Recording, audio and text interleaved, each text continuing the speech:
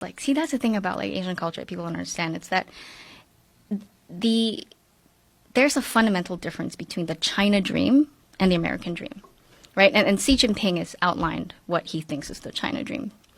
It's basically a top-down way to it's a goal, it's a national goal.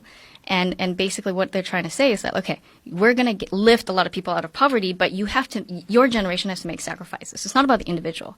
It's about building a strong China, and implicitly also about, ensuring that the CCP stays in power, the Chinese Communist Party stays in power.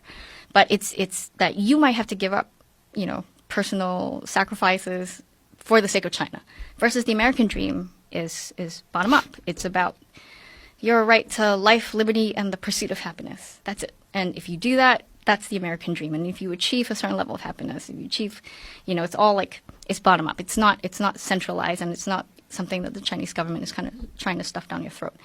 And China's willing to play the long game. So it is still a Leninist, Marxist government. Xi Jinping still believes in all of that. That's why it's still so totalitarian. But it's, they know that like the way to gain power in the world is to get rich.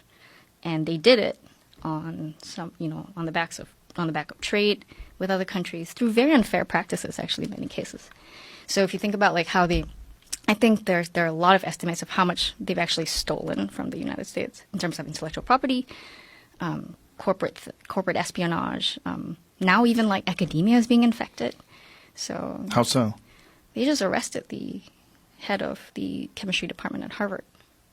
Oh, that's right. Yeah. But wasn't that didn't they think that guy was in connection with some weaponized?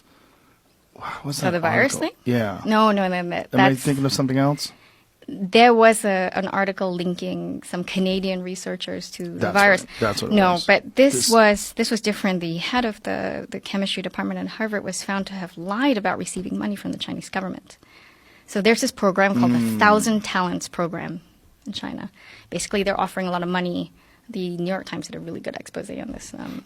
They basically offer money to like academics, because it kind of sucks to be one here in the sense of like you're not paid that well, right. But China's dangling like a lot more money and say, okay, if you do research here in China, there's going to be like less bureaucracy.